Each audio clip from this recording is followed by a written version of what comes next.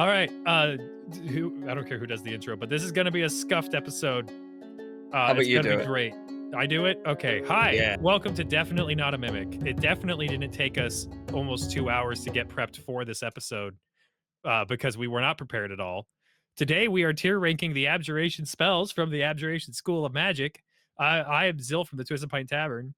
I am Jacob Crowe from the Shadow Wizard Money Gang. We love casting spells. But no, I'm from the Love casting Crowsbird. spells. We love casting Yes, spells. That's what casting we're here to spells. do today. We're here to cast spells and make My money. favorite spell, Counter. And Yeah. I'm Oh, Luke and Goblin. Symbol. Oh yeah, hi Luke. Go ahead. We love purchasing scrolls to cast spells here in the marketplace. Let's I also go. just noticed we have symbol down here. I don't know what symbol is. We'll get to it, I'm sure. Crow and I just quickly threw this stuff into our photo editors so that we could just make the icons for these. Wait, symbol is just called symbol. Yeah, it's Is it just called symbol? Oh, thank Mhm. God. I thought I messed up another one. Anyway, as you can tell, we're not very consistent with our spacing and all that, which is going to make this even greater. Kind of like with how inconsistent this spell list is from the worst class school. You know, well, maybe not the worst, I but don't know. It's Shut not the fuck. worst. Yo, Oh, jump yeah, out no, the window. that's not. we got some good ones in here. Yeah, I just want to come out the gate swinging for no Yeah. reason. Abjuration sucks. Abjuration D tier. Let's go. No. All right, Abjuration. Let's start this off. All right, Abjuration is a goated spell list. Abjuration Wizards goated. So we're gonna see some we're gonna see some good spells tonight. Hell yeah. Good spells. Good spells, what I'm clean looking spells. We're for. gonna see a clean game, some clean spells. That's what I'd like to hear. Yeah. Okay, yeah, I think we do have them all here. Okay, good. All right. So starting from and these are alphabetized, but we're not doing them in alphabetical order because again, this is the scuffed episode. Yeah. Let's jump right in with the first spell on the D&D Beyond list of Abjuration, which is the cantrip Blade Ward. What do we think about Blade Ward, guys? I'm thinking it's an easy S tier. Shut the fuck up. This is a lying man. He lies. If any one of you is familiar with Blade Ward, you know that Blade Ward is seconded only by the other greatest spell in the game, True Strike. Yeah. Blade Ward is so situational that it almost will never. Yeah, let's go through it. Let's go through it. Yep. So you extend your hand and trace a sigil of warding in the air. Until the end of your next turn, you have resistance against bludgeoning, piercing, and slashing damage dealt by weapon attacks. So resistance to those, and it's not saying non-magical specifically either. So like that's handy, except it lasts for 1 round. It takes an action to cast. So Yes. you have to use your action every round to give yourself the resistance. To me, Blade Ward just feels like, when you're playing chess and all your opponent has is a rook and all you have is your king and you're just going back and forth up and down nonstop. That's what Blade Ward feels like to me. Yeah. So- The only situation that Blade Ward could ever be applicable to is if you are bad at the game and you positioned yourself in an incredibly horrible way, and for some reason you have no escape tool, and so the only thing you could do is spam Blade Ward on yourself, praying that you don't die while your fighter kills the guy in front of you. So what I'm hearing is it's a goated cantrip for every wizard tank in the game. Yeah. Oh yeah, yeah. Now, For I all the will wizard say- tanks that don't like attacking. I will say to just one use case for Blade Ward is if you are a sorcerer with Quicken Spell, you can then essentially see it as spend a single sorcery point to give yourself resistance to bludgeoning, piercing, and slashing for a round. In that context, it's a little bit okay, but only in that context. And there's so many better things to spend your sorcery points on. Yeah. So, I mean, I don't think we need to I mean, I think that's for the one thing, right? Is like, I'll give it that. It is good if you Quicken Spell. Because if I recall correctly, you can't cast another leveled spell in the same turn, even if you use Quicken Spell. So yeah, like it's good for sorcerer, but for like any other spellcaster, including a bard, warlock, and wizard, there are just better spells that you could be able to use to either reposition yourself to not take that kind of damage, because the majority, mitigate it. Yeah, or to mitigate it entirely. Like here's an example of something you could cast. Wait, no, we should get to it later because it is a first level spell. It is in the same list. There's a spell that does this, and it does it better because you know what? Instead of taking half damage, you take no damage, and we'll get there. So I don't know if we need to spend too much time on Blade Ward. I think this is a solid starting the tier list off with the D tier spell. Yeah. Everything needs to be better than this. Everything needs to be better than this. Again, sorcerer, considering it trading one sorcery point for resistance to the damage types for a round, that is a potential niche use for it where it's okay. But I mean, having an entire cantrip that's essentially only useful for one class and in one very specific situation is Yeah. not a very good spell. One out of the 4 different classes that have access to the spell. Right. Yeah. It's like if it was only available to sorcerer. I mean, hell, remove Blade Ward as a cantrip entirely and make it like a certain subclass of sorcerer can spend a sorcerer point to gain resistance to this for a round. And I think, hey, that's a pretty cool ability. But because it's a cantrip that's available to other people, it's useless to everyone else. All right. What's the next one? Next one is the other cantrip in Abjuration. There's two in total in Abjuration. Resistance.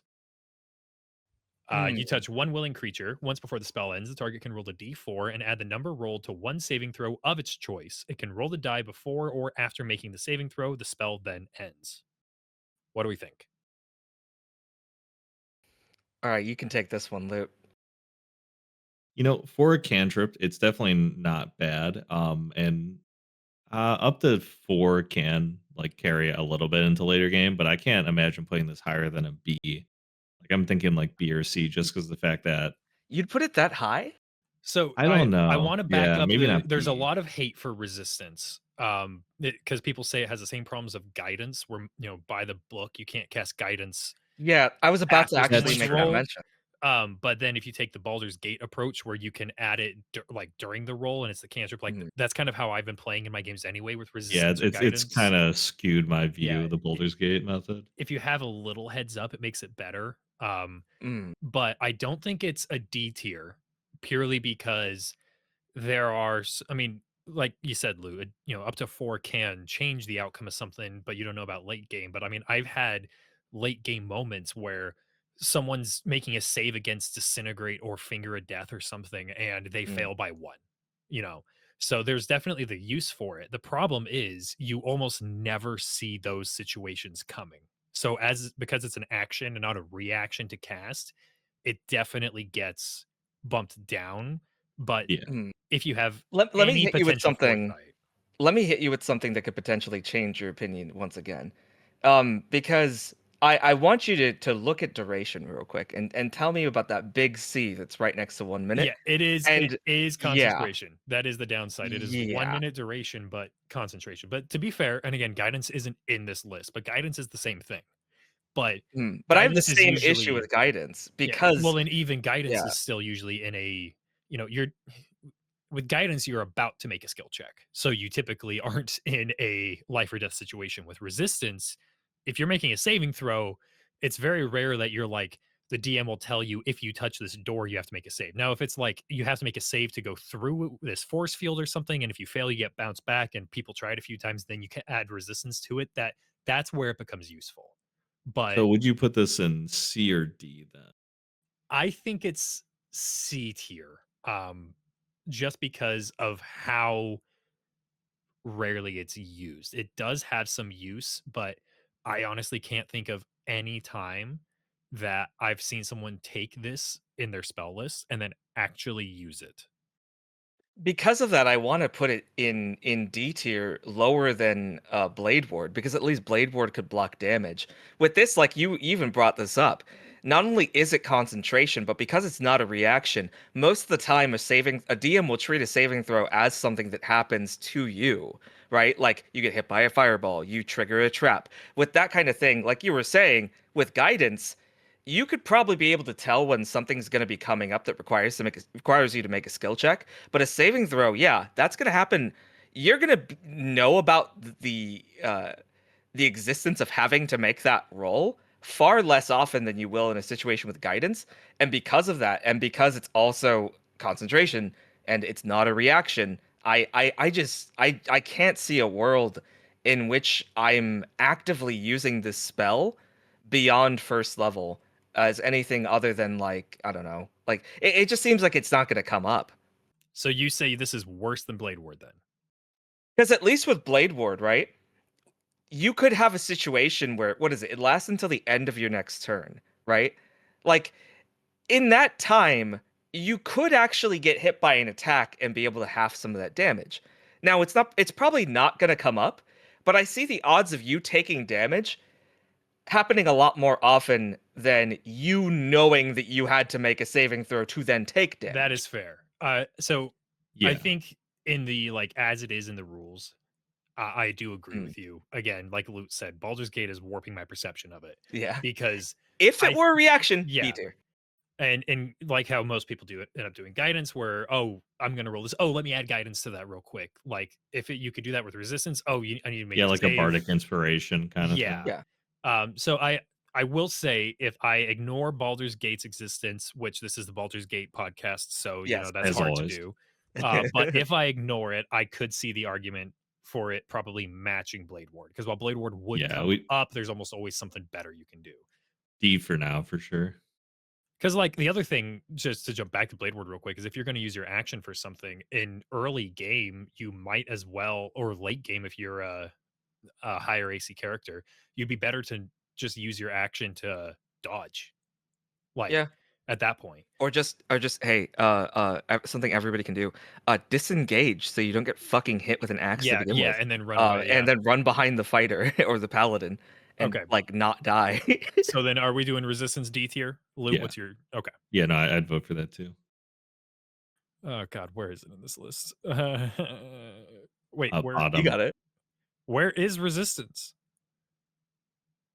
Did I not make it? That'd be so You funny. didn't Like, make resistance. no, it's on Oh, the it is here. bottom, It second is. to the left. It's Yeah. the top text. That's why. Yeah. Yeah. Yeah, See, Top perfect. text versus bottom text, boys. Yeah. we All live in right. a society. Bottom text. Bottom Bottom text. text. Next up, absorb elements. First level spell. The spell captures some of the incoming energy. Some of the incoming energy. Just now read that weirdly. Lessening its effect on you and storing it for your next melee attack. You have resistance to the triggering damage type until the start of your next turn. Also, the first time you hit with a melee attack on your next turn, they take an extra 1d6 of the triggering type. You can also upcast it to increase the damage dealt. It is a reaction to cast to that 1 round duration, and its only component is somatic, which we haven't talked about components for the other ones yet. But the important thing with this one is that since it is only somatic, if you're silenced, you can cast it. If you are underwater, you can cast it. So that makes it useful. So a couple things with this, at least. It's a reaction, which is a big up thing. Oh yeah. Is cold the most popular damage type? Like the most commonly dealt. Yeah, most common. I Like don't. cold, fire. Yeah, fire's up. That Like fire's the they all most come up a resisted, I lot. think. But regardless, I mean, yeah, and the fact that you can do it for um, acid, cold, fire, lightning, or thunder damage, definitely like it's got some use. It's Yeah, it not covers most of the applicable basic to damage types. yeah, it's not poison, it's not necrotic, it's not radiant. But I mean, if you're in an undead game, you might be taking a lot more radiant damage. But overall, absorb elements is pretty solid. Now, the downside to it that I will bring up is typically, not always, but typically, if you are going up against a creature that is dealing a certain type of damage to you, and that's like their main thing is that element, they're also going to be resistant or immune to it. So if you're in a 1v1 with something that's dealing fire damage to you, and then you absorb elements and then deal that fire damage back, it's not going to do that much for you. But Yeah, unless in the case of like the only time that this could be able to be effective with the melee attack having the bonus damage is if you are playing as a more melee oriented subclass, so you could be able to actually like get into melee first off, and then second that it is a spellcaster as opposed to a creature that is naturally producing that type of damage type, yeah. right? Like Now, say like a mephit or something like that, yeah. because like you're saying like if a mephit did that, if I recall correctly, say like a fire mephit throws a little fireball effect at you, yeah, you could be able to reduce the damage, but then if you try to hit him with the fire, he's not gonna take any. Now, I will say though, even with that in mind, if you were to remove the deals that additional damage on your next attack within the turn, if you were to remove that entirely and just say first level spell reaction gain resistance to a uh elemental damage type, then I'd still think it's worth it. I'd probably bump it down a tier, but depending on what you're fighting or what you're going up against. I mean, for a first level spell to be able to half the damage from a dragon's fire breath is insane. It is pretty good. I would say it would be better were it not for the existence of shield. Well, Like it depends though. A lot because of this could be elemental good damage. for yeah. If it was like a It's saving convenient. throw, it's still convenient. It's still pretty good. I wouldn't put it. My struggling is this: does it go in A or B? I don't think it's S, but I think it's very It's very solid. flavorful too. Yeah. It's just a Oh, definitely. fun like visual. Plus, I've also seen builds where obviously this isn't the like main play, but in a situation where you need to do like an AoE or right not I guess an AoE that wouldn't work, but something where you end up taking damage. Yeah, because wait, reaction Yeah, it when you lasts until the take the start of damage, your next it's turn. not an attack, so it's just in general. So yeah, you need to nuke a fireball and it's going to hit you. Then because it's a reaction, it doesn't count towards your spells per that you can cast in that turn. So you could fireball on yourself and then half that damage. So it's not obviously an optimal play, but it does make that I need to nuke right now and I don't want to sacrifice my character. It makes it better. I So forgot if you can use a reaction on your own turn. I thought you could only use during other people's turns, but I uh, could be mistaken. reactions are, to my knowledge at least, and I could be wrong, but the way that I've been doing it and the way I've seen it done is reactions are effectively outside of the normal turn scale. Okay, okay. Yeah, so If whenever it that's the case, triggers, then it yeah. can be applied. Kind of like how card games are, I guess, where it's like if Mm. it's not like it Yeah. resolves. Because It is technically also speaking, really funny fireballing yourself when like you succeed on the save and then you also half it again with absorb yeah. elements. Well, So then exactly. yeah, you turn what is like a kamikaze die move into just like I could actually like wipe a zone in front of me, which is Well, pretty and cool. also imagine like let's say you're a higher level sorcerer, okay? You use quicken spell fireball, drop it on yourself. Okay. Reaction, upcast absorb elements to get a lot of extra damage on your melee, then use your action to do a melee attack on someone. Obviously, again, suboptimal play, but in the rare niche where that comes in handy, that does give you a lot of elemental output without taking as much yourself if you have to get yourself in it. For the very Giga Chad Sorcerer Paladin build, Exactly. yeah. I think it is A tier just because I mean, a first level spell all the way up until level 20 to have resistance to an elemental damage is like this will never be one that you unprepare or try to trade out. Yeah, no. I'd say you can put it there. I think that's fair. Like I wouldn't say like high A. No, I I think think it's it's gonna get mid moved below. around. Yeah, like mid below A tier. But yeah, it is pretty solid. A for absorb elements. A for absorb elements. All right. Up next, we have alarm. This is one that I fucked up. I hit a button. Okay. Can you hear me? Mm. Yes. Okay. Alarm is one that I think is kind of falling almost into the issue with a lot of spells in the illusion school where it is DM dependent.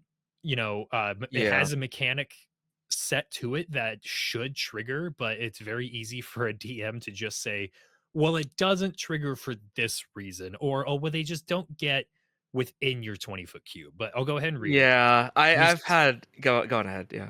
you set an Yeah. alarm against unwanted intrusion. Choose a door, window, or area within range that is no larger than a 20-foot cube. Until the spell ends, an alarm alerts you whenever a tiny or larger creature touches or enters the warded area. When you cast a spell, you can designate creatures that won't set it off. You could choose whether it's mental or audible. Um, and if it's mental, it can ping you if you're within 1 mile of it. It wakes you up if you're sleeping. And the audible is the sound of a bell. It is a 8-hour duration, which is conveniently as long as you need for a long rest. And sorry, it is a casting time of 1 minute, but it is also a ritual spell. Yeah. So alarm. I want to like alarm. I really like the idea of alarm, but I also have to take my own personal games into account. I've only had one occasion in the many years I've played this game where alarm ever came up, and the DM remembered that it existed. And that was in one of my first games of D&D. See, I have to And Yeah. ever counter. since, every other fucking time I've either casted the spell or some of my party casted the spell, the DM either forgot or, like you were saying, somebody, like the DM described how the creature either avoided it or something like that. So Yeah, like I really can't I really can't speak on the effectiveness of this spell because in my own personal anecdotes, I haven't really seen this. I don't know. I haven't really seen this be that useful. I So have I to. will Oh, oh, go good. ahead. Oh, well, that's awkward. I want to just counter with my own story against crows, and then I'll let you go Please ahead, do. Loot. In the game that my brother is running, where I have my Shadow Sorcerer Assassin, we got a magic item, because there's weapons of warning, which are basically alarm. And so my brother Mm, gave us this little dagger that was a dagger, a pseudo dagger of warning. It had a little bell on the hilt, and basically you could stab it into something and a 20-foot area around it, or if you stabbed it into a door, it would cast it on that, basically alarm with that. And so every time we take a rest, you stick that in the ground near the fire pit. And if you're the one that stuck it, you've got the spell up and you hear the ping, and that we use that every rest, and it has saved our asses before because my brother remembers because he specifically gave us an item for that. maybe that's what helped, However, right? yeah, Oh, go on ahead. exactly. Oh, there's a Well, twist. no, with that story there isn't a twist. However, Okay, that's the only game where that has come up, that's is funny. when he gave us that specific item. Like you said, I like alarm, and I think its main use shouldn't actually be the AoE protect the camp because Mm, 20-foot cube is not that big. Any ranged no. attacker is going to shoot you outside of that. But to say, okay, we're in a dungeon. Okay, there's a corridor here. There is no way through this 20-foot cube without going down the hall. Alarm. Mm, We are in a shop or this town that's being attacked by raiders, and we want to know if someone's coming for us in this building. Alarm on the door. Those mm. cases, it's useful. But the general thought that people have about it is, oh, let me protect my camp. And it just simply doesn't do So what I'm hearing is much like the Ranger, exploration has failed alarm. that. I'm In some ways, inclined kinda. to agree. Yeah, no, I agree. It's in some cases, again, like underground in tight corridors or something, that's where alarm gets useful. Yeah, But but if your DM doesn't care about that kind of thing, or if it feels like, yeah, because like there are sometimes I've had DMs of essentially use in like people showing up at your camp as some kind of like cutscene kind of moment, I guess. Like Right. or like yeah, that you were getting ambushed by say what's it called? Like if you got ambushed by a bunch of like drow raiders or something, like and your DM ends up rolling the detect that they see that trap and stuff. I've seen that happen too, to mhm, where like either the characters just get lucky and end up like the ambushers end up getting lucky and detecting the alarm, or the DM just forgets that it exists. Like I don't know, it's a shame because like you were saying in your example, when it comes up, if it works, it's actually really cool. I oh actually yeah, really like the idea of it. Like like I said, I really want to like alarm, much like I really want to like the ranger. And in any other but kind of game where something like this exists, this would be an incredibly powerful spell. But unfortunately, there are a lot of adventures and a lot of people's games that are run in a more linear fashion that don't do traditional dungeon crawling. And because they don't do traditional dungeon crawling, having the ability to be able to block off a big section like this doesn't come up as often, which is a shame. But because of that, it makes this spell incredibly situational, not just situational on the where you're at in your campaign, but also situational on the who's DMing your game. right. Because yeah, like if this DM doesn't really give a fuck too much about exploration, this isn't going to come up. I w- If you're not doing much of dungeon delving, this isn't going to come up. I will say I feel like alarm falls into a category of spells that are in the book for the dungeon master to use and not the players. Because there are certain things Kind like of. certain cliches or magic effects that are common in fantasy settings. Like you walk into the shop and there's this magical bell ringing, but you don't see the thing. That's alarm. You something like that. You cross a threshold and you sneak up on the BBEG, but he knows you're there because he's got this magical sensor. That's alarm. So I think alarm was put in the game as an explanation so that because that happens so many times and the players are like, how the hell is this happening? Why do we not know how to do this? And it's like, oh, well, you Yeah. see, you actually do. It's the alarm Yeah. spell. So I And feel in like this adventure, it says they cast it in this area right here. mhm.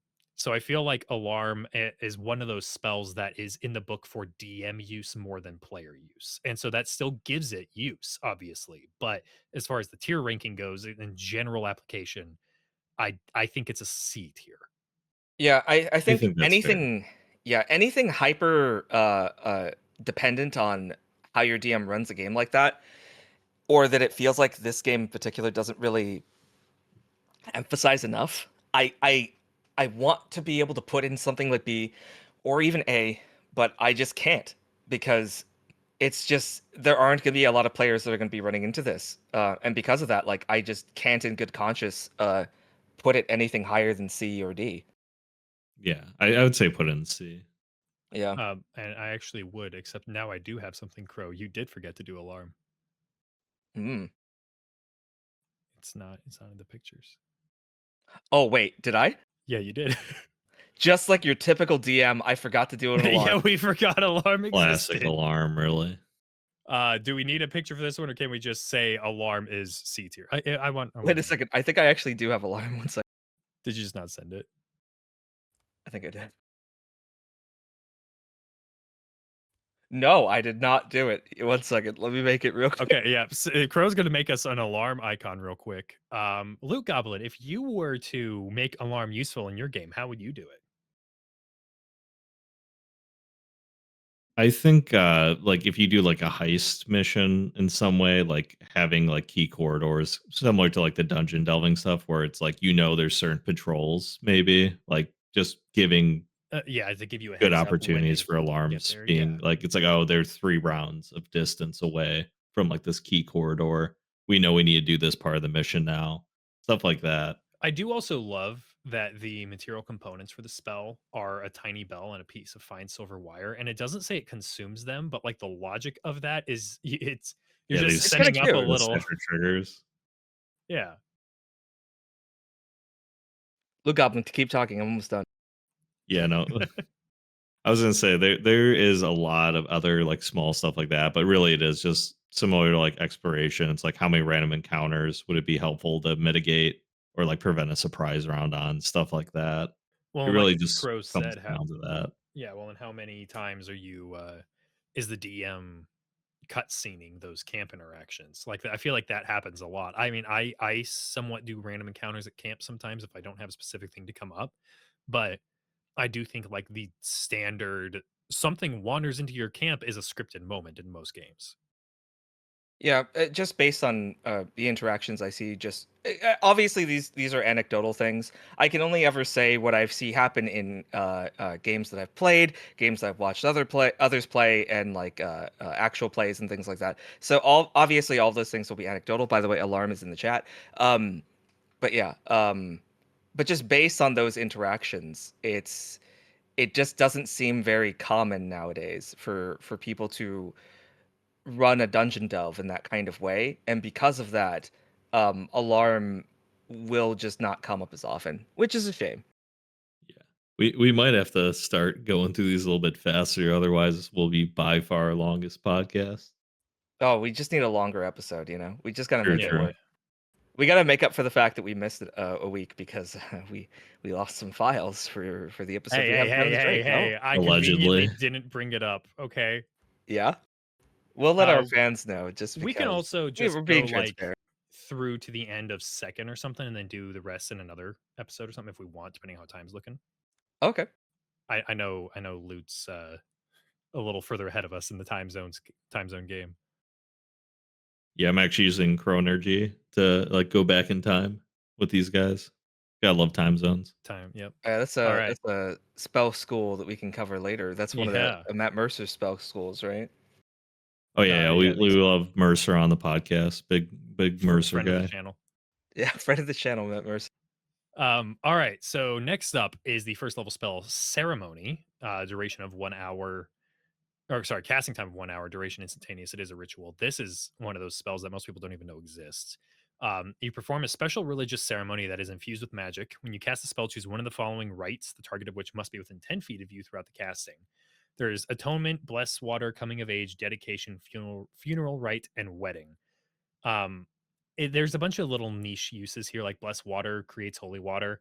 Atonement, touch one willing creature whose alignment has changed, and then make an insight check. On a successful check, you restore their original alignment, which is a very old school D&D thing. You don't even see forced alignment changes very much in newer D&D. The most useful one here that people really abuse the spell for is wedding. You touch adult humanoids willing to be bonded together in marriage. For the next 7 days, each target gains a +2 AC while they're within 30 feet of each other. A creature can benefit from this right again only if widowed. So it's basically like a first level Yeah, spell I to heard. to make a polyamorous relationship within the party. And then just everyone has a +2 to AC for 7 days. And then Uh, you kill them and then whenever and it you runs True, out. true. Yep. Yeah. So the other way I've seen this cheesed is with summons, because it doesn't specify that a specific type of Oh yeah, creature. like your Well, it says Feinsty or familiar or humanoids, but whatever. that's it. Yeah, as long as it's a humanoid, that's it. But you can have humanoid summons. So that's the way it's been abused. But aside from that, this spell is like never used. I am pretty solidly thinking either low C or high D. Really, I don't know, because of those like, I think it's very flavorful. I actually really like it, I think it's kinda cute. Like, I don't know, I like, think there's it's some I'd things throw it on about it like a that I really magic like. item for free kind of thing, where it's like you kind of yeah, recreate it. And obviously, I would never allow the kind of bullshit exploits that people are doing with wedding in particular, because yeah, obviously, like, I mean, I'm not gonna just like allow you to summon a creature and then say, "Oh, by the way, it wants to be married." It's like, no, like that's literally non-consent. Like, what the fuck yeah. is wrong with you? It would Like, make a really good pair yeah, of go to rings though, jail. like just like a Yeah. magical, like low power budget Mhm. ring.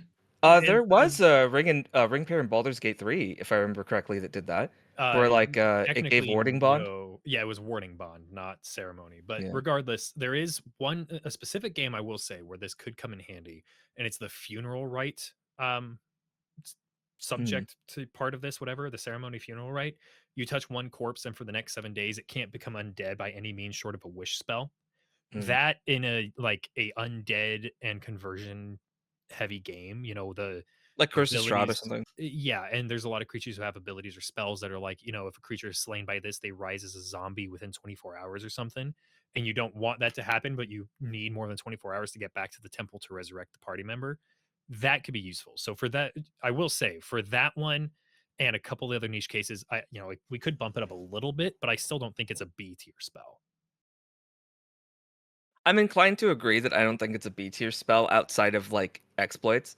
Um uh but I don't know. There's some things I really do like about what kind of flavor, because like that's something I also do want to consider is The flavor. the flavor of it does allow for some pretty interesting kind of like scenes that your players could be able to create. Um, Especially with things like coming of age or dedication, funeral, right? Like there's cool things you could be able to do, and like the role play opportunities I think are really interesting.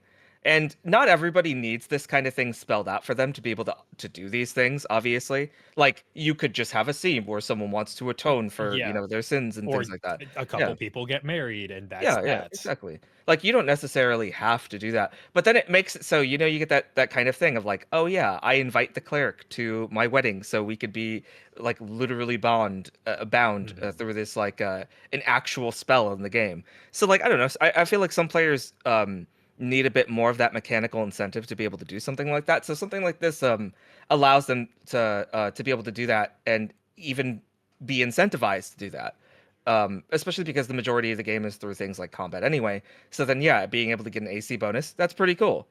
It feels Yeah. like I get an actual tangible benefit for going through with my role play and playing out a marriage ceremony between my character and somebody else's, or any of these other effects. So yeah, I think it's pretty interesting, but I do agree that when it comes to usefulness, it is very much in the realm of roleplay, and it could also very much be abused by players who want to take bad faith interpretations of it. Mhm. And because of that, I do kind of agree with you here that it should probably be in C or low B.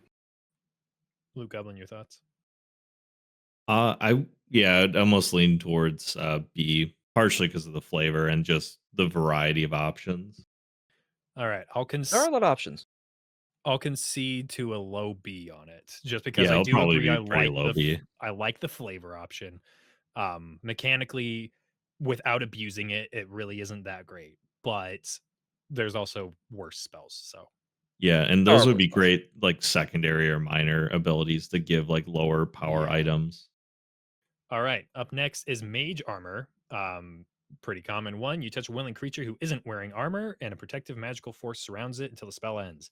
Target's base AC becomes 13 plus its Dex mod. It ends if you don armor or dismiss the spell as an action. It is 8-hour duration, not concentration, and a one action casting time. I will let Crow or Loot start with this one, but I have positive things to say about Mage Armor. Okay. I Loot, mean, you want to take the floor? yeah, because of the duration, because of the fact that it's just a good amount of AC. Is this our first S? I almost wanna say. It is pretty iconic, pretty powerful. For abjuration, there's a lot of good abjuration ones, but there's also a lot that are kind of situational.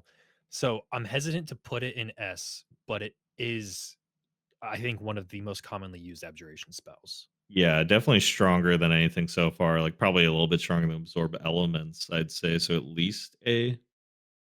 So Like high my A? yeah, my that or low S. I'm not against putting it in S. I'm not certain yet. My thing on mage No, armor, that's a fair. lot of people I actually see dogging on mage armor because they're like, you can't be wearing armor and your base AC just becomes 13 plus dex. But what so many I think of these people don't realize is especially the fact that this didn't start in 5th edition. Okay. Mage armor, and again, I first started playing D&D with 2nd edition books. So back in 2nd edition era, you weren't just limited by the kind of armor you could wear for thematic purposes. It was mechanical purposes. So like in 5, just hit my mic. In 5e, if you have Hit it again. the bitch. In 5e, if you have proficiency with an armor type, you can wear it without issue the majority of the time. I think maybe I don't even remember if druids still have the can't wear metal restriction or not, but I do know that Kinda. kind of, In the yeah. book, you're supposed to, but I feel like it's one of those things that it's like one of those unspoken house rules that is That you just slowly beginning to get ignore it. peeled off in so many things. Like I even see people ignoring it in like Adventures League, if I'm being honest. Like I've Yeah. seen some of those games. People just have slowly started to rescind that rule. So in 2nd edition, like if you were a wizard, you couldn't have metal on your armor. That was that. You could wear leather armor and that's it. Because if you had metal, it would interfere with the conductive properties of your magic or however you wanted to rule it. Druids could not wear non-natural materials as armor.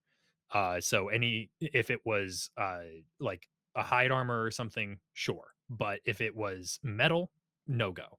So that's where mage armor got its roots, and that made it an immediate must have. If you're playing with similar rules in 5e or using any sort of restrictions on armor, then it becomes useful because you don't have to waste a feat to get proficiency with a certain type of armor as a sorcerer or something. It becomes Yeah, and handy. it's +3 armor too, mathematically, when it really comes down Yeah, to it, right? For which is level great 1. for a first level spell. And if you marry your Find Familiar, Right, right. Yeah, then it's it's plus five. +5 already. Shut the fuck up. You can't Um, marry your imp, you gross I motherfucker. I don't people always make up reasons, yeah. But I will say the other thing, if you are a DM and you want mage armor to be useful in your game without forcing restrictions on the players, force positives instead. Make the wizards magic items that they find, like instead of giving them a magic set of leather armor that's gonna make their AC practically what mage armor would be anyway, but also have bonuses, give them some powerful mage robes that don't boost their AC because they're just robes. Suddenly, mage armor becomes a must have spell because they want the buffs from the robes, but they want a better AC as well. I see some robes, I think even in don't some even in the book, like in the DMG, have like +1 or like +2 AC bonuses, Yeah, but you then can they don't consider themselves to be armor. exactly. So You then can this still makes do this that. even more powerful, if I'm not The mistaken. other Right. thing, and I want to look this up just to make sure, but I'm pretty sure bracers of defense don't set your base AC. They just give you a plus to armor if you're not wearing armor. I could be Or wrong Yeah. though. like, Amulet natural armor, stuff like that, like, wouldn't count either, I'd imagine. So then things like braces of defense, arbor, what was it? The robes of the Magi, or I forget what the fuck it was called, or Archmage's Something robes. like that. As long as it doesn't It's been a set your while. base AC to something. Yeah, If it's but if above, it yeah, gives you just a plus, bracers of defense is a +2. So you could stack that. So I think mage armor. I'm fine with it being in S tier as long as the game promotes use for that, and if the DM isn't just waiving armor restrictions. mhm. Yeah. Overall, it's a really solid entry. Having a flat +3 onto your armor class Yeah, is and for incredibly good. 8 hours like that's the typical adventuring day. So Yeah. The only issue is whether or not your dex bonus is actually going to be okay. But like, I don't know. Maybe you should have your wizard have decent dex I or always sorcerer. say, like when I'm building a caster, its primary casting stat should be primary, and the secondary stat should almost always be dex. Because, and again, kind of goes to second edition stuff where initiative was a lot more important, but you want to be able to go first, and you want to be able to make your saves, your dex saves, because typically, if you're saving against a fireball and you're a wizard, that's a one shot on you if you can't make that save. True. So, are we thinking Unless S you have tier absorb there? element. Unless you have absorb elements. Maybe low S. What do you think?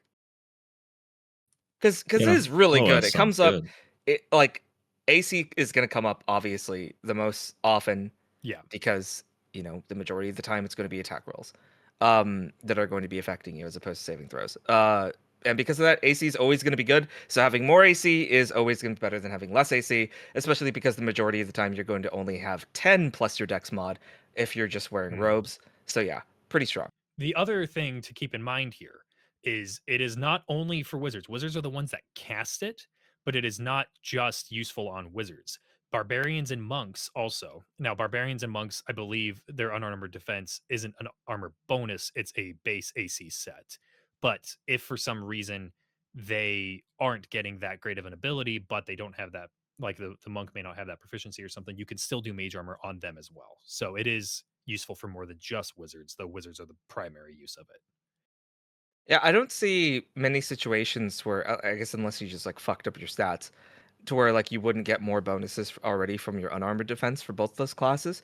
But I guess in the odd event that something like that happens, that could be useful. Yeah, I just still think that sorcerers and wizards, the classes that have the ability to cast a spell, are going to get the most benefit out of it as absolutely. opposed to Yeah, anyone else. absolutely.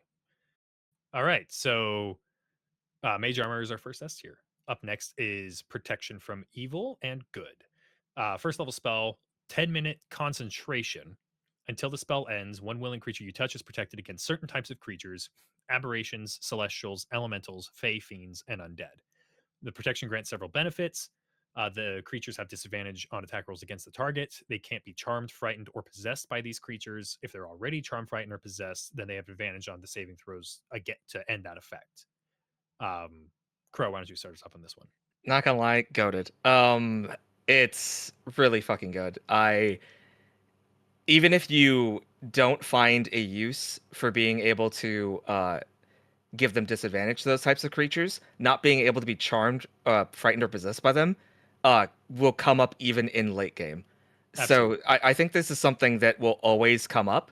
It's a very solid spell, and you know how I am too when it comes to like anything that deals with fiends and undead. I'm always going to be a big fan of. It's the reason why Paladin ended up in S tier in the last two lists we did, Hmm. because those enemies are going to come up the most often in the majority of the adventures that exist for this game. And because of Especially if that, yeah, you're running if you're running a homebrew undead game like a yeah, zombie apocalypse or demon overtaking. I mean, yeah, those Baldur's enemies are Gate going to pop showed how all the time. useful this can be because there's a lot Yeah. of those types of enemies in A lot Baldur's of Gate. aberrations, a lot of Yeah. fiends, and a lot of Uh-huh. undead. And even though celestials and elementals and fae pop up less often, they still might pop up. And being able to have advantage on those saves against being charmed, frightened, or possessed is pretty fucking good. And it's always going to come up. Yeah. I think because of that, yeah, easy S tier for me. I I would put really, it S as well. yeah, I really don't see like a situation where, yeah, like, this is gonna come up too often, and because of that, I think it's really good. I think it's slept on. I do think that it is a really good spell. Not as many people use it as they should. Only And one issue with it: concentration, sure. Hmm. touch. The range, It is a yeah, range of 5 foot touch, range, but which is a typically shame. that's not usually I can't cast this because of that effect. No. Typically, it is concentration, which is a downside, but it's a 10-minute duration. So Which that's helps with the touch range too, because you yeah, can prepare with it a lot of the time before Yeah, an you can do it encounter. before a fight. Yeah, exactly. yeah. So I am okay with it going in S. I think protection from evil Yeah, and good is probably higher than mage armor too. eh, I Probably. don't know. I think I'm not against that, but mage armor, the flat AC boost is going to come up against every creature type, not just protection from evil and good types. Yeah, but I guess like my thing is because it covers so many creature types, the only thing this isn't really going to cover is like when you're fighting humanoids, which I Yeah, your mean it highwaymen. happens in some campaigns, but Yeah, more sometimes you often than fight a not, bandit.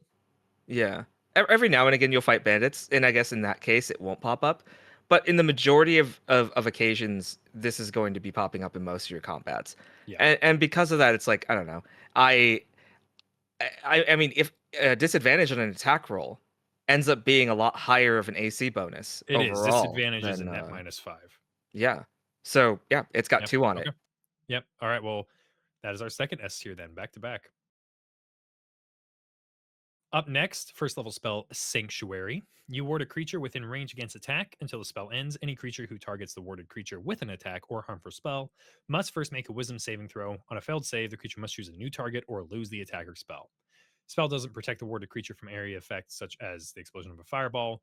If the warded creature makes an attack, casts a spell that affects an enemy, or deals damage to another creature, the spell ends. It is a 30-foot uh, range and it is a bonus action, duration for 1 minute.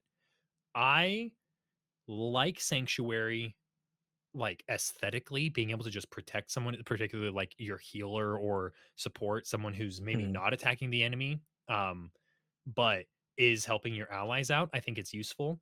The penalty here, in my opinion, is the fact that it's not just a they can't be targeted. It's a the creatures can still try to attack them, and it's just make a save. If they fail to save, they attack someone else. You're not really lowering the damage output of the enemies with Sanctuary. You're just redirecting it, which is still useful, but not as useful as it could be. Yeah, Clearly, it's F tier because it doesn't stop fireball, which is the best spell. That's yeah. true. That's true. I was about to say, I actually had a moment in Curse of Strahd where this ended up coming up, and the DM in that particular occasion, once they noticed that like the enemies started noticing that their attacks weren't working against that character, then he had them turn around and go after someone else. Right, which is So the logical yeah. thing to do. Yeah, so I think depending on how your DM ends up running it, having the like once characters start to notice that like, hey, like if I have to make the save and they don't have like a great wisdom save, like characters start to realize, oh fuck, they're being protected by something, and they're gonna go after a different target. And if you run your NPCs in that kind of style to where they're thinking about the moves that they're making, this will end up coming up a bit more often. Uh, Also, I think because it doesn't have concentration and it's a bonus action, it is a lot easier to be able to pull off. Yeah, it's Especially, not and it's not mm, broken because of not concentration. It's not like as soon as an enemy makes that successful wisdom save and lands the mm, attack, it's not like it's broken and gone mm, forever. Even just against that one enemy, it is an every round thing. So it could be really useful if you're not going up against things with good wisdoms. The biggest issue I think is it's a false sense of security, because I mm. could totally see players getting sanctuary casts on them, like the cleric, and be like, now I'm going to run in to a 1v5 scenario so I can cast revivify on my ally. And it's like, yeah, that's great, but that means 5 wisdom saves, one of them is likely to hit you, and Mm. if you're low on health or squishy, you're still gonna take a lot of damage from that. So Yeah, so it's less often than that that someone's gonna cast this, say, on your healing monk or whatever. I think best case scenario is this. Oath of Devotion or Redemption Paladin using their bonus action to cast this on their heavy armored cleric, who's like a life cleric or something, who's then going to use their turn to cast their channel divinity to heal everybody, right. or any of their other spells like Mass Healing Word or something like that. And then the Paladin using their action, because they still have their action, to say smite whatever creature they're attacking and then beat the Mhm. shit out of it. So like I think there are situations to where you could be able to pull it off. Also, because it doesn't take concentration, if you had casted a smite last turn, like Searing Smite or any one of the concentration smites, you could have cast it last turn, and then on this turn be able to bonus action Sanctuary and attack a creature during that turn, and Yeah. not break concentration on the smite, and also be able to use your smite feature at the same time. So yeah, I think in that kind of situation, it could be very strong. But like you said, it is a wisdom save. Most creatures, if I recall, it's intelligence and what is it? Not con, intelligence and You're saying for trying to like remember. bad saves? Yeah, for bad saves for most I creatures. think I know intelligence is one of charisma. them. Yeah, intelligence, charisma. So wisdom, I know that there are some creatures that have a decent wisdom save. So there is an okay chance that you're still gonna get hit anyway. But I don't know. I still think because of that, it's still pretty decent. What do you think, Luke? I don't really know where the place this one. It's probably pretty middle of the road though. I think it Like could be a B maybe. B. I think B I think B would be fair. above ceremony. Yeah. Hmm. All right. Up next, shield. Reaction, casting time, range of self, and an invisible barrier. You know where this goes. Yeah. Yeah, no one's This is ever just taken Do we have shield to say it? before. it's a +5 to AC triggering against you Yeah. and immune to magic missile, which is like the most rarely benefited ability. I think All like right. not many enemies use magic missile. We don't even have to describe. Everybody knows what the spell is, right? All right. So on the count of three, we're all gonna say where it belongs on the tier list, right? Okay. All right. 1, 2, 3. F. F. S. All F right. for Well, field. for field. Um hey Crow, No, it goes I S. don't Like I don't we do know it shield. goes like its own tier. Like it goes shield, the shield tier, the double S tier. Yeah, shield is definitely like top of S in my opinion. I have someone in one of my games that just constantly is using shield. You did make shield, I just didn't put it in. So one sec. Yeah, of course, I put shield Sabotage. in there. Yeah, we forget Sabotage. alarm, but we never forget shield. Yeah, so do we have to even talk about why this is good, right? It's a reaction. It lasts up until the start of your next turn to where you have a bonus +5 AC. Yeah, There it's are not people just who, +5 to the one attack, it's mm, all attacks for the rest of your yeah, turn or the rest of the round. Yeah, mhm. you don't get that buff for a lot of things. Yeah, Usually it's a circumstance one that's expended. I think Usually for this the is one a attack. solid S for shield. Like this is probably the best abjuration spell in the lower levels. I do not play a caster who does not have this ability, like Mhm. this spell, unless they don't have it in the spell list. And if you're playing a melee caster of any kind, like I said, my buddy's playing a melee sorcerer in Mm. my pirate game. Shield is it's become a meme. People who don't have shield are just like I get hit shield because 90% of the time that's gonna make the enemy miss. So yeah, it's definitely yes. Onto another type of shield, shield of faith. Concentration for 10 minutes, bonus action casting time. Shimmering field appears and surrounds a creature of your choice within range, granting it a +2 bonus to AC for the duration. So it's like shield adjacent. It's the same kind of aesthetic, but you're casting it on someone else. Could be you, but it could also be someone else. It does last 10 minutes, but again, concentration, which It is a does have a bonus. bit of a penalty, and it's a smaller bonus, but it's a good bonus. What do you think, Luke? It's the lesser of two shields, the start off. Yep. Maybe Definitely. another B where just a good stat bonus comes up often enough. My biggest issue with Shield of Faith is the classes that get it, which I totally understand why they get it because it's called Shield of Faith. I know why it's not available for the other classes, Mm. but clerics and paladins. Now it's a concentration spell. Your Hmm. paladin is going to be your frontliner, and in a lot of cases, so is your cleric if they're a tanky cleric.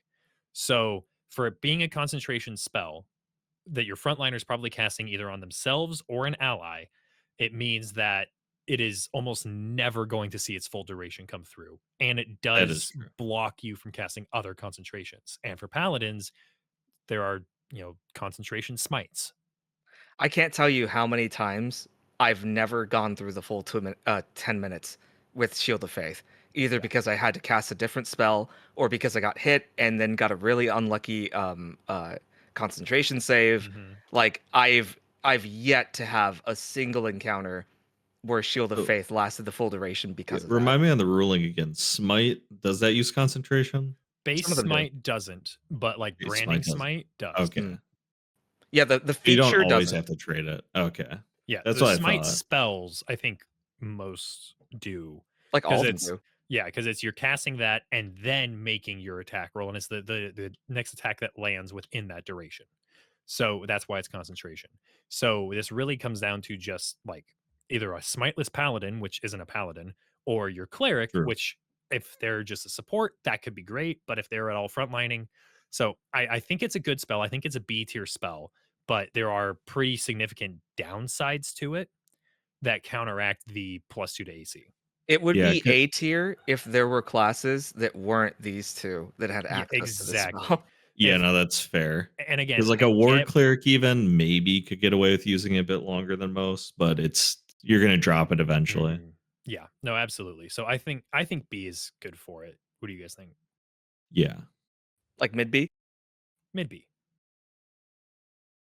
All right, our last first level spell, Snare, Druid, Ranger, Wizard, Artificer. I haven't been saying the classes really to get them, but most of it's just kind of implied. As you cast the spell, you use it's a duration of 8 hours, casting time of 1 minute, and it requires a piece of rope. As you cast the spell, basically create a rope circle. When you finish casting the spell, the rope disappears and it becomes a magic trap. It's nearly invisible, requiring an investigation check against your DC. Um, Triggers when small, medium, or large creatures move onto the ground within the area. It's a deck save or they're hoisted into the air. Like it's just imagine your classic jungle trap with the rope like that. That's what this is, but magically it restrains them. They can make a deck save to try and end the effect. And they also can do an arcana check, intelligence arcana check to end it as well. So I have never used Snare. I used it like once. once. Like it's if I'm gonna have a character, like again, this is Druid, Ranger, Wizard, Artificer. Out of Druid, Ranger, and Artificer, your characters would know how to make a rope trap non-magically. Mm. So, and you hide it and everything, and because this can still be seen with the rope trap, it could be seen, sure, and this would be harder, but like, I can't imagine many situations where you would be better off to burn a first level spell slot to cast Snare. The other thing is it's like casting that magic trap, right? That lasts 8 hours. So it's like, oh, for your whole rest, but it's a 5-foot square, like 5-foot radius. That's it. And Yeah, like, this is a in this case, DM spell for sure. yeah, this alarm is better than Snare. Just Yeah, no, I'd because say so. it's bigger area. My issue with Snare was this. The campaign that I cast the spell in was Tomb of Annihilation. And we set up the trap to be able to go against like a creature, right? I think it was like one of those giant snails, the flail snails, right? Here's the thing though. We also had a bunch of traps that we like made. And this was the least useful out of all the traps that we had set up to try to kill this thing. Well, and The out of, like- the actual traps that we like made out of like, we set up spikes and we did like some fucking Viet Cong shit, like to try to kill this thing. Right, because this isn't just a was magic better. trap. It's a very specific kind of trap. Yeah. It doesn't deal damage. It doesn't stop them from getting to you because they could be hoisted up for 8 hours, but constant every round making a arcana or dexterity saving throw.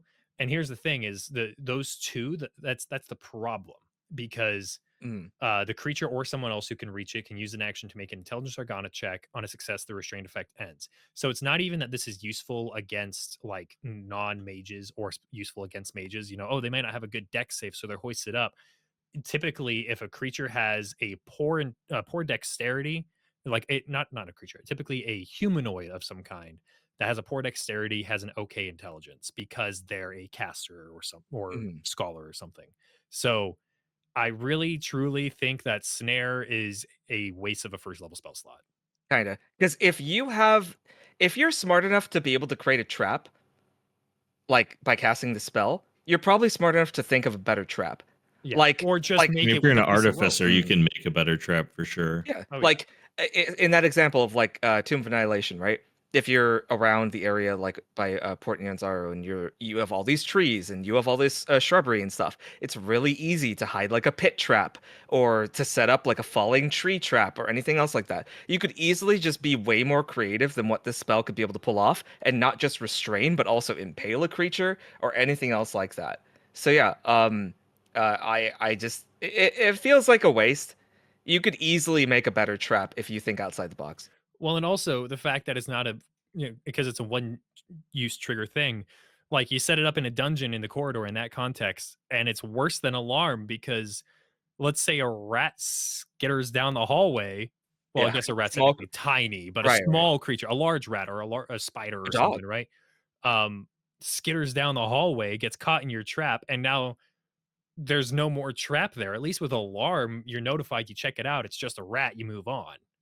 But with snare, like it's so easy to have something like I've seen stories of DMs just putting animals in the snare traps. Now, if you're using this to hunt and gather food, sure, then I could see that being useful. But again, at that point, just make a survival check to place a real trap. Yeah, your creativity can create something far better than this. This is an incredibly middling spell. I want to put it even lower. I want to put it in D tier. I'm not upset with that. Loot. Yeah, I could see putting D because we did say it was worse than alarm. Yeah. So, Okay. players out there, if you're looking at this and you're like, "Oh, but I want to cast a trap," you're smart enough to make a better trap than this. I believe in you. I trust you. We believe in you. Yeah, we believe. We here at the definitely not a mimic podcast. We believe that you can make a better trap than snare, and I firmly think that you can do better than wizards. Yeah, no, I agree. All right. Well, that is the end of the first level spells. We're at just under an hour. Do we want to go through the second as well? There's not that many of them, or loot. Do you need to be wrapping up? I think we can fit in at least the second. Let's go. Okay. Yeah, All let's right. go. Run Chad it loot. back. Let's get some Chad loots in the comments. Do we have any Um, Chad loots? all right. First, second level spell is Aid. Duration of 8 hours, casting time of one action, 30-foot area of effect. Your spell bolsters your allies with toughness and resolve. Choose up to 3 creatures within range. Each target's hit point maximum and current hit points increase by 5 for the duration. And it can be upcast for a additional 5 points for every slot above second. Um, It's not a ritual spell, huh? no, it's not, but Y- it is yeah. it's a lifesaver. Like I Is it? It is. I mean, this is like one of the most useful and powerful cleric spells because it's not just healing 5 hit points, it's increasing your hit point maximum by 5 per level used there.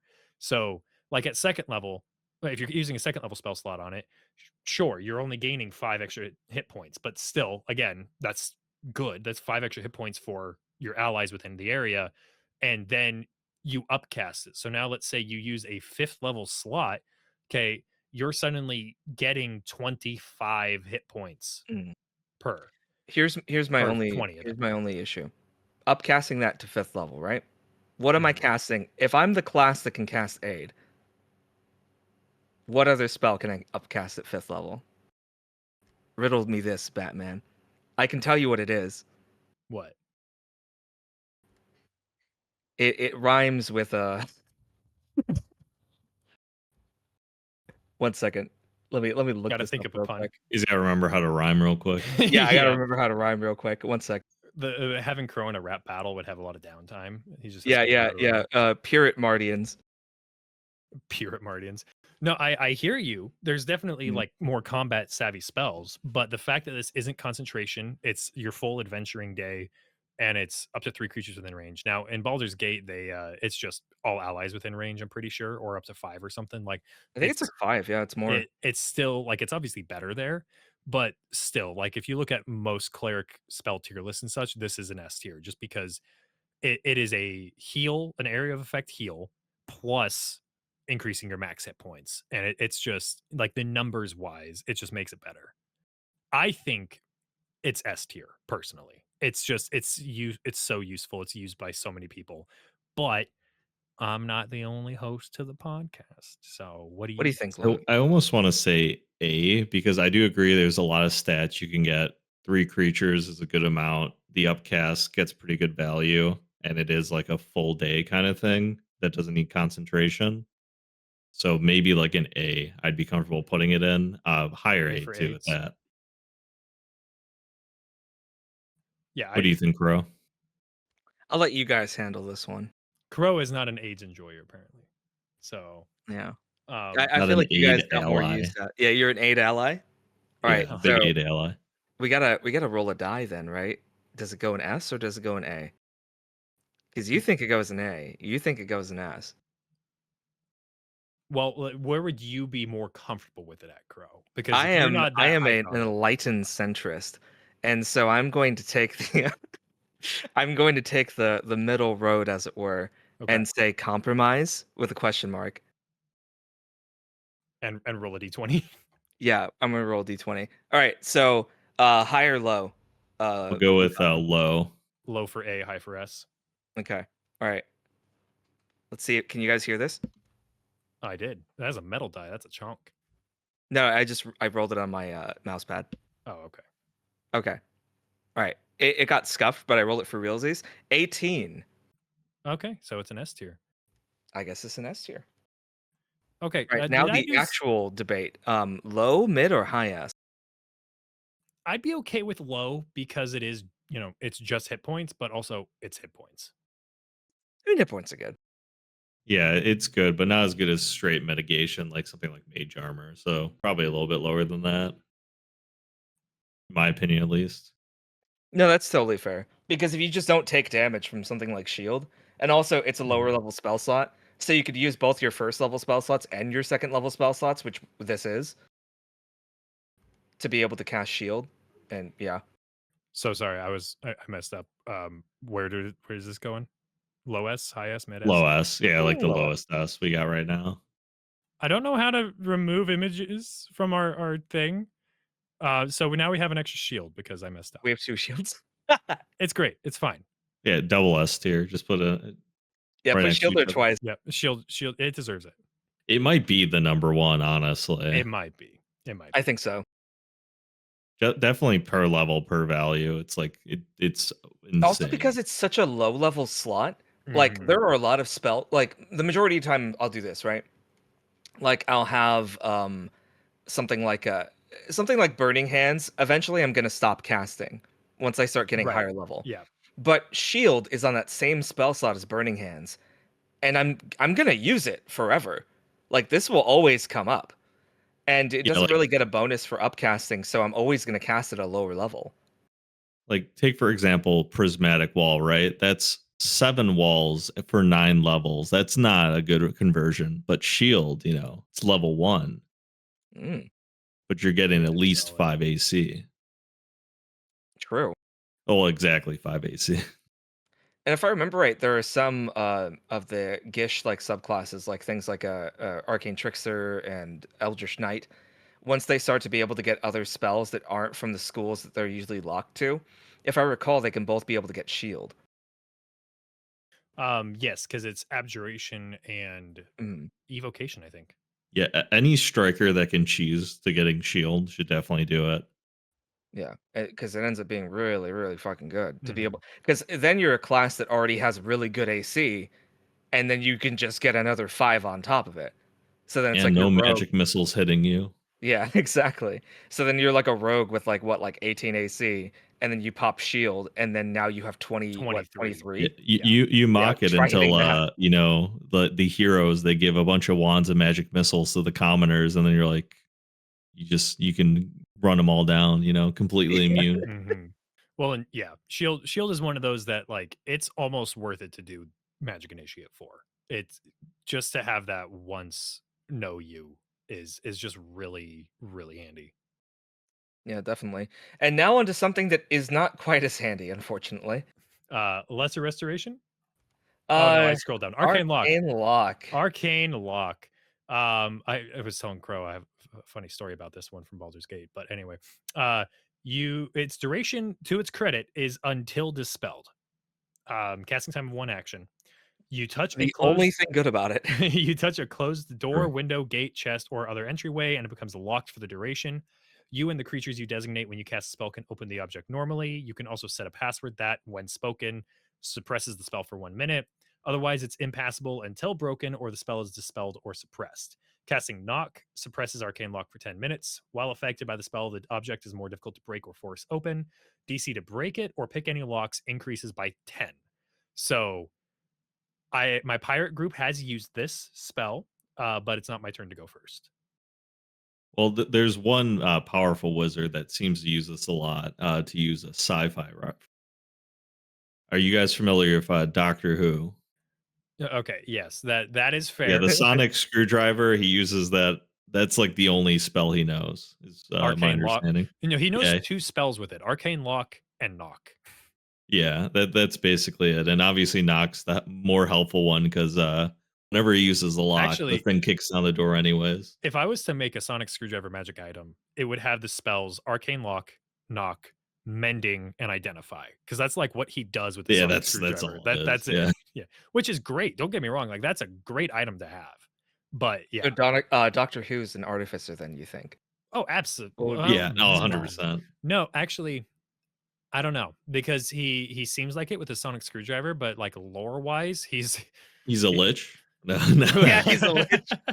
Hey, going to Kinda, right? I mean, His historically, TARDIS makes him immortal. We'll go with oh, he's his more phylactery. like he's something war related, because like man's a soldier historically, mm, he's got a level of time war fighter. and all that. Yeah, he's one level of fighter, and the rest of his levels are in lich. Okay, so Loot, you were saying Doctor Who has Arcane Lock, which is correct. But much like it doesn't really work. It stalls and it doesn't stall too well. Right. Which I feel like Basically, is how it works in D&D as well.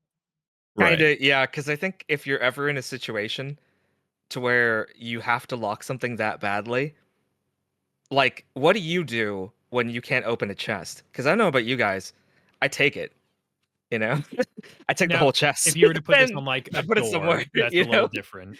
Yeah, if it's on a door, it's a little different, but, like, the majority of the times, like, either I'm gonna just try to break the door down, or if it's something I really, really want to get into, I'm gonna just take the whole ass item. And, like, Right. it might even become, like, a whole quest seed now where we want to try to break this thing open. And the So, I mean, DC yeah. increasing by 10 obviously is Mm. big. And Yeah, the thing with it is most low level creatures and players, which, Arcane Lock, it's another one of those DM spells, a spell that was added because the kinda, yeah. DMs use it. A shopkeep doing Arcane Lock on his shop. He's not trying to keep See, out that's where it's the useful. lich. He's trying to keep out the commoners and the low level thieves. And Mm. if the DC is increased by 10, sorry, by 10 for breaking into that, even if it's an easy to pick lock, your typical low level character or commoner won't be getting in without a nat 20 with a DC increase by 10. If you have a DC 10 item, right, that makes it a DC Mm. 20. And suddenly, if you don't have a good modifier, you're pretty much needing a nat 20. Much So like with how you described with Alarm, I would be far more comfortable with a player having this spell if I gave them an item that had this spell on it, absolutely, I give as out opposed uh, to in my them putting games. on their spell list and feeling useless. Yeah, in my games, I have given out arcane lock padlocks before, and instantly far more useful. Yeah. In my pirate game, they have cast arcane lock in a few places on their ship. They've had wizards come in and do it because captain's quarters, arcane lock. Some chests Mm. that are bolted down on the lower decks, arcane lock. Things like that do make it. You put a lock on your capstan, and Mm. suddenly the anchor can't be raised without picking that lock, and it's an arcane lock. So Because most of the time, when it comes to like what kind of spells you're going to want on your spell list, the players are the one breaking into something, as opposed to the yes. ones who need to seal something up. Like Now it most is of a the time, wizard yeah. spell, meaning Mm. it is a learned spell that you have to take, but it's not one you have to always have prepared. Um, Mm. so I think realistically, Arcane Lock doesn't go very high up on the list, but I love this spell thematically, and again, giving Mm. items is great. Next to Alarm, then in C. I think that's pretty fair. Yeah, it's not bad at what it does. It's just limited by the scope of the game sometimes. Yeah, and it's also like a wasted spell if you take it on something like I believe a sorcerer can get it as well. Nope, Wizard and Artificer. Oh, Wizard Artificer. Oh Okay. wow, that's kind of Um, limited. yeah, that is really limited. Yeah, I still wouldn't take it. No, I I feel like it's one of those situations where it's like we were saying, if it was on item, then I would probably use it because the majority of the time the PCs are going to be the ones who are going to take knock to get into locked things, as opposed to having to lock their own stuff. yeah. No, I agree. In DMs, if you want your players to be able to use Arcane Lock, just give them those magic padlocks, or give them Yeah. something that give them some chalk that allows them to inscribe a glyph of Arcane There's Lock or sonic something. screwdriver A even. sonic screwdriver, even. If they're Hey, an maybe artificer, then I that guess. way, Yeah. you take all these spells that we're putting there on the mid tier list, right? And you could have them all. You just have like The a little item and the put some mid charges on it. screwdriver. Yeah, the mid driver. Yeah, Mid it's really just a driver. multi-tool, like, because like, Yeah. I mean, ceremony's got like what 5 different subcategories. These could all kind of be in Yeah. the same spell, really. So Honestly, here's the thing, and this is what makes me really sad about spells like this. I don't know why Knock and Arcane Lock aren't the same spell, and that way I would feel more justified in taking it. they were. In second I know edition, they knock were, was and reversible. it's fucking annoying that It's they changed so that. annoying that they I mean, you could even yeah. slap alarm in there and just call it like interact object or something. Oh, Like, Yeah. and this is another reason why I think this needs to go in low C. Look at the last part. It The costs money. Yeah, gold dust worth at least 25 gold, which the spell Hmm. consumes. Now, again, it's permanent. So it's not like it's every day you're casting this with 25 gold lost, but still it does cost money. I this is just again, it's a DM spell. It's a spell that's in the book so that when the players are asking why is this door magically locked, how can we get through it, the DM can give them mechanics. yeah, honestly, like I just need to make a custom spell that has mending, like all the stuff we named. Just call it Yeah, like modify object. yeah. Or Something yeah, like that. something like that. Lesser Pop it, restoration. twist it, you know. Yeah, the Yeah, bump. yeah. Lesser restoration. Casting time in one action, you touch a creature and can end either one disease or one condition afflicting it. It can be blinded, deafened, paralyzed, or poisoned. Crow, what do you Kind think? of a small Or list, Luke? but I mean, It's helpful okay. enough. Yeah, It's and it's available I'll to a take it. lot too.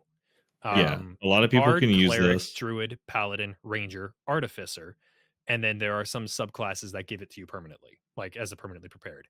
Yeah, it's not gonna. It'll come up like often enough. It's not essential, but I mean, it's helpful. Yeah, like In if the It's good. cases, DM It's warns just you good. that you're gonna fight something that's gonna give this status, Yeah, it's kind of like mandatory, kind of like in Pokemon when you know you're gonna have right? to have a yeah, certain like exactly. cure. I Yeah, don't this is the fight where the enemy can blind you. So it's like right. you take this so you can stop the blinded. I Yeah, it's actually like think that blinded and deafened are the ones yeah, blinded and deafened are the ones where you probably won't be using this that much because mm, in most cases when you're blinded or deafened by a spell or a creature effect or something, it's like it's darkness. yeah, it's not permanent.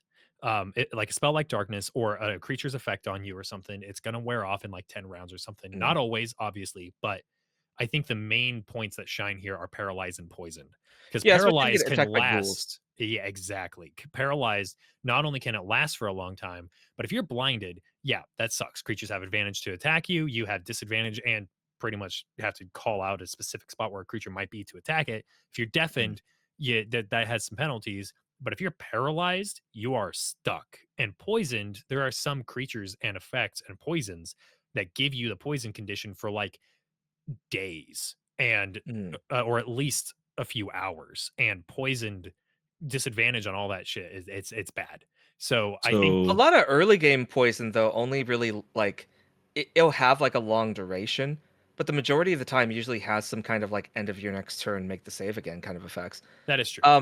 But like I guess like when it comes to later game, this could come up more often when it comes to being able to cure poison. Well, and it doesn't have So a yeah, contested check. It's not yeah, like if the effect was given by a creature by a spell of this level, you have to roll this like counterspell or dispel magic. It's not like that. It's just blinded, yeah, it deafened, just cures it. paralyzed, poison. It's done. I think it's yeah, I'm eight. trying to think where I'd put it. You put it in A. I was gonna say one thing against it, and this is more just because there's better options. A lot of the time, like with alchemy and stuff, you can have a lesser restoration like ability. And the one thing it has over this is if the caster that would normally prepare it's out of commission, you could administer it to them just because of how like potions work versus like. That's true. But I guess you could do scrolls with a similar logic. If you could somehow get this spell with meta magic, though, twinning it could be handy to like end blinded in a fight or something. If you have multiple blinded people, I think it's A tier. I do think because ending a condition is just really good, and there are some Probably better than cases. all the Bs we have so far. So there's that. Well, and it also technically doesn't mention like if your character has their eyes gouged out, they're blinded. It doesn't mention that it doesn't restore body parts or something. So technically speaking, like a permanently blinded person could, in theory, have their vision restored with lesser restoration. So in certain gruesome environments and situations in your game, that could be really good. And given the nature of healing, that's not too ridiculous to think it could like grow back some things. What do you think, Crow? As far as I know, there are actually rules in the DMG to be able to say that things like smaller, less complex body parts that get chopped off or destroyed can be cured by lesser restoration. If I'm not mistaken, it's like your fingers, your ears, your toes can all be cured by lesser restoration, so that will come up. I believe you need greater restoration though to be able to cure things like a full-on like arm missing and stuff. Yeah, yeah. Right. Just based on the dismemberment rules that are in the DMG. Yeah, But yeah, paralyzed would be some like nerve damage, but not like full on like you're missing your leg. Yeah, someone ripped your yeah, spine out. That's not a lesser restoration. yeah, exactly. Like if someone fucking hits you with the Sub-Zero fatality, I think it's gonna take a little Yeah, bit more than a lesser restoration to be able to put you back together. Just saying. right. Yeah, maybe a Um, first aid check or two.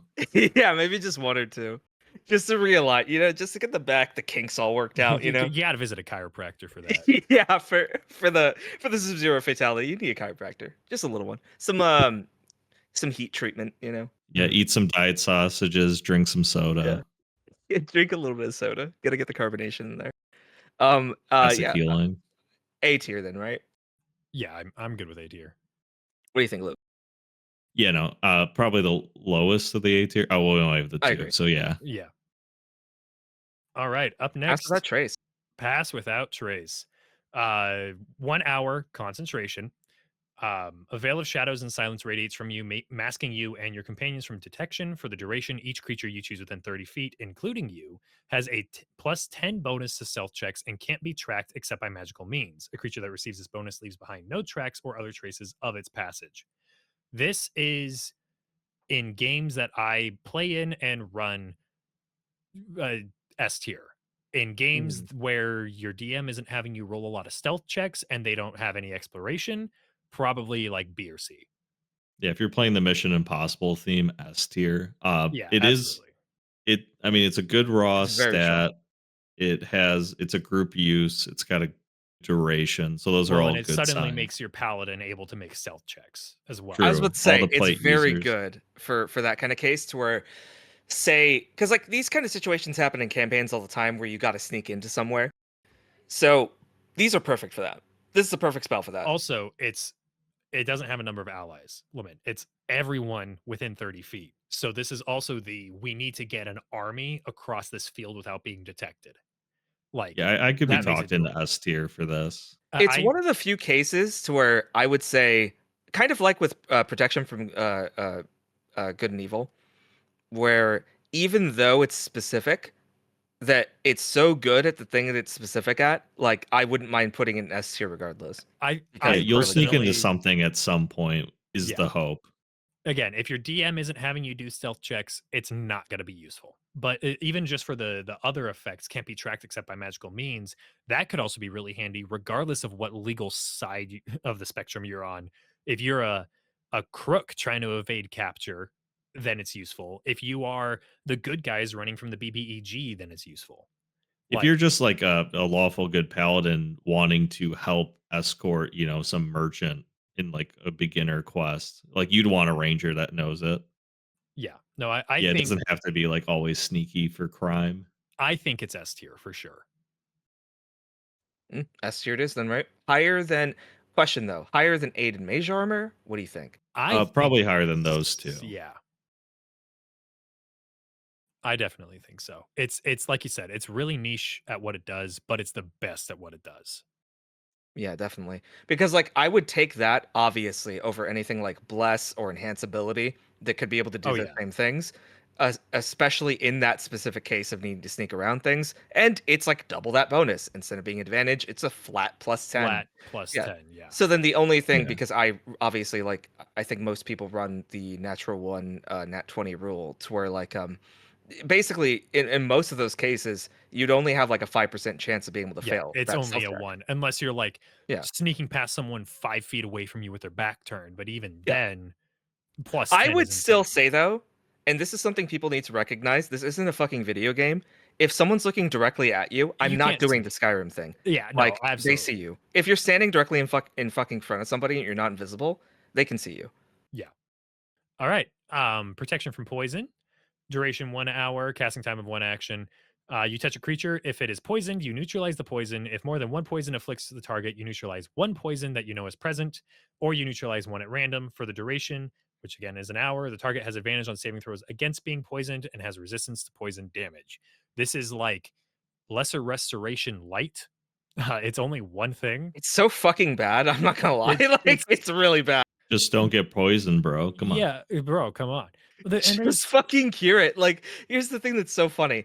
It only when you touch the creature, it only neutralizes one point, and then you don't even get to pick which poison. It randomly decides which poison. if you It don't only know cures one that's the present. one poison. Yep. Yeah, You not a may as well full just like cast purge. Not fucking like lesser restoration. yeah. Probably let's just back just D. Just completely last Well, place maybe. Or is it it's worse than resistance? um I mean, It's bad for the same reasons, right? You have to see it coming, or well, like and the other thing is, while there are a lot of creatures that do inflict the poison condition, uh, be having advantage, and it's one creature. Like it's Yeah. not if you want that perk of being resistant to the damage and having Can saving you throws upcast against it? being poisoned. No, like it's You just can't even upcast it to you cast can't on even additional upcast it. creatures. So you either have to burn a ton of spell slots or choose one or two creatures to have resistance to poison damage and saving throws advantage The against being only poisoned. reason we haven't made an F tier for this is because it doesn't require concentration. Yeah. Well, and here's the other thing is it's not even like so you if someone's already poisoned, you neutralize the poison, but if there's more than one afflicting it, then it's just one of them, right? So let's say you neutralize a poison that doesn't have an end condition except for time, but then there's another poison that's afflicting them or they get poisoned again or something and it's a saving throw and like make a save at the end of your turn to end this effect. It doesn't help with those saving throws. It's just the initial saving throw. Yeah. I think bottom of D tier, And you're honestly. not even immune to poison, you're only resistant to it, Resistant. yeah, every and step you're of the not way. immune to being poisoned, you just have advantage. Yeah, it's I just it's D tier, bottom of D for me. Yeah, they wanted to give you like 8 niche, like half like immunities instead of just giving you one Yeah. good thing, and it just Yeah. it doesn't deliver. Just get lesser restoration, you'll also be able to help people who get blindness, deafness cast on them. And okay, lesser restoration can end disease or condition. So that's something we didn't mention is Yeah. lesser restoration is more than conditions, it's also diseases because there are some magical diseases Yeah, exactly. that can affect you. So it's just so much so far below lesser restoration. Yeah. Our last second level spell, and this is what we're going to wrap the podcast up with, is Warding Bond. Duration of 1 hour, one action casting time. The spell wards a willing creature you touch and creates a mystic connection between you and the target until the spell ends.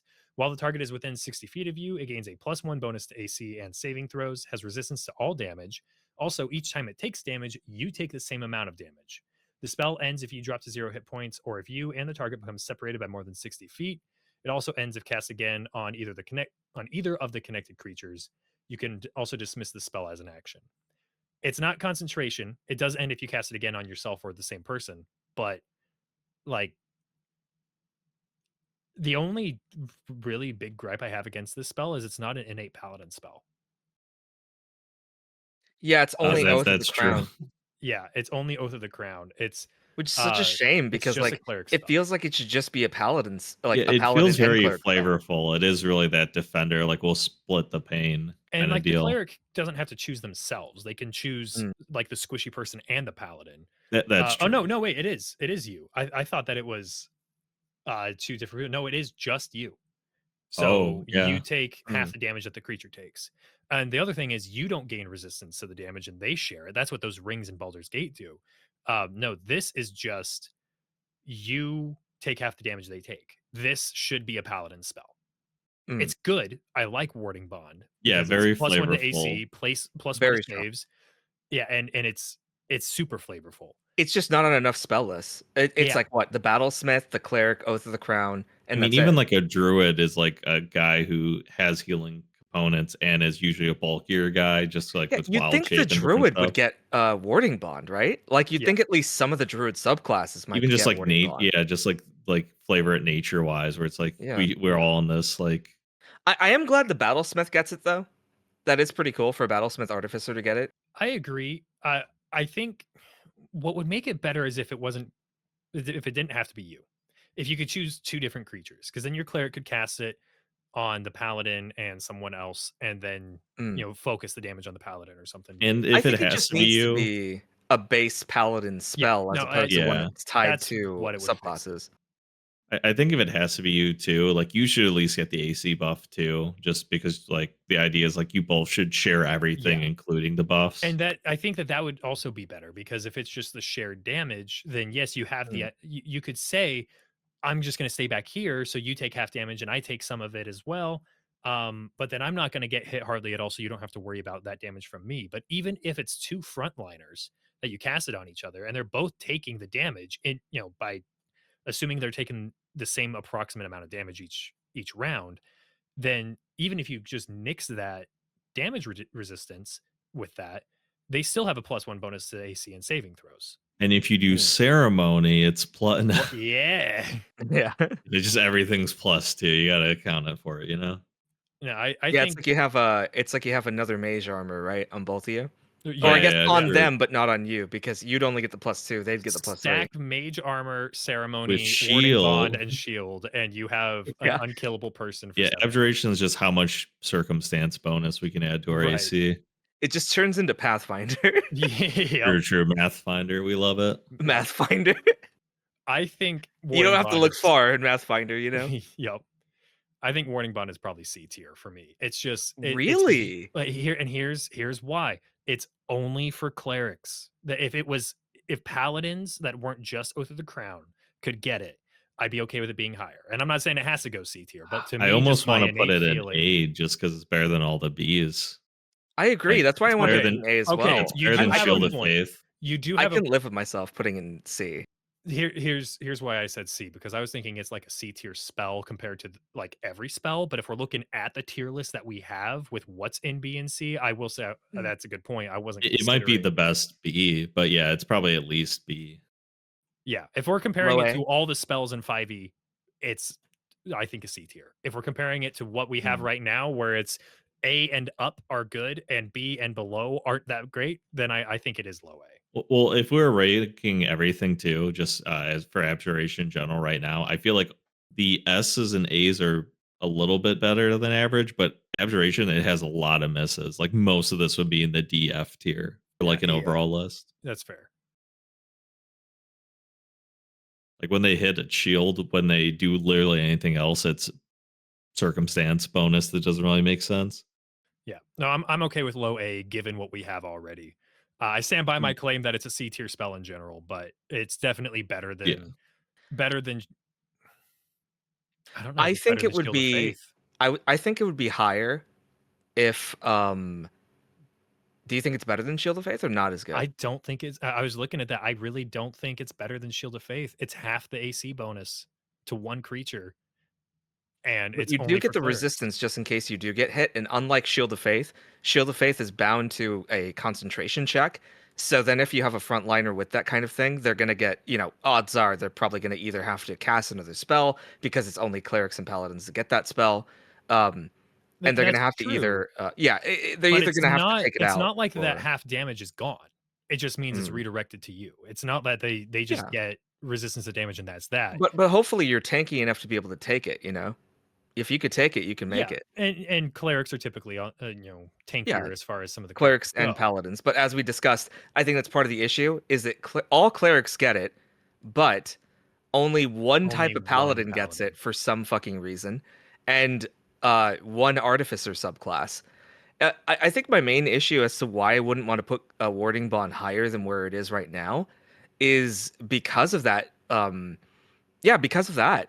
Because like it really does feel like it should be on more spell lists. Like Luke was Yeah. saying, why isn't it on a druid? Like there's no druid subclass that has warding bond. Yeah, That it doesn't makes make no much sense to sense. me. Yeah.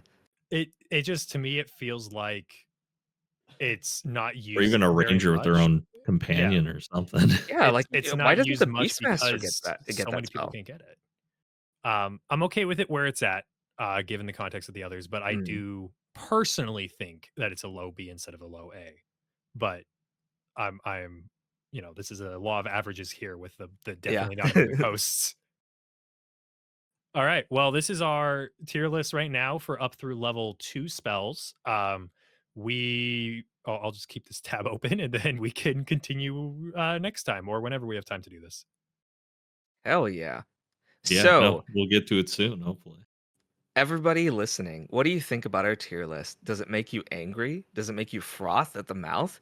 People Please got type it in the spicy comments. about our last one.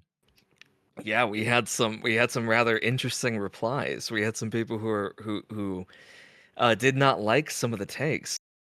So if once again you feel like some of these spells could be higher, should be lower, please let us know. If you want to just regurgitate whatever YouTuber that you want to make talking points for, be sure to put those down there as well. It's really fun. Yeah, and Also, Um just a we spoiler for totally later too. we totally yeah, support you we disagreeing do with us, support by the you. way. You know Like why? that, Because it's good for the algorithm. So and bring not just all of that, your yeah. Yeah, of course. Yeah, not just that. Haha. because we want to know your thoughts as well, because we are not the end all be all. But also, it's good for the algorithm. He's lying. We are actually the definitive authority on everything D&D. And if you disagree, you're mid. Sorry, hate to Yeah, say it, but it's mid just driver. facts. And I think I Yeah, speak for mid all of driver. us when I say that when we get to anti-magic field, I will be making an F tier to put it in. Yes. Yeah, yeah. That's just a little It's preview for the it's next bold. So section for sure, for everybody in sure. the comment section, say what your favorite spell is, and Luke Goblin will put it in its own special Yeah, F tier. its own special F tier. Yeah, Yeah, whatever your favorite spell is, whatever your favorite character is, anything, your favorite anything. What do you like? We're gonna put it in F tier. we have to do something. We missed Armor of Agathys. Oh my goodness. It's a first Okay. level spell. Yeah, Oh Real let's do quick, it. Let's no. do it. real Let's Yeah, do quick. it. let's go back. 1 hour. You magical force surrounds you, manifesting a spectral frost. Gain 5 temp HP for the duration. If a creature hits you while you have these hit points, it takes 5 cold damage. Upcasted to increase the temp HP and cold damage taken. At the first level where it's at, it's trash. Upcasted, it's goaded. Yeah, Yeah, pretty much.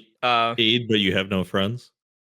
Did you say Yeah. B, but you have no friends? Yeah, just the aid spell, but you have no friends. But you make up Yeah. for it for just Yeah, cold it's damage. You know. well, it is that cold damage that's busted. Like when you look at it as crowd control with a higher level spell slot, casting it at the first level is not great, but then you throw a fourth level spell slot on there, you get 20 temp HP, dealing 20 cold damage every time you're hit, and you just walk through the minions, you walk through the goblins.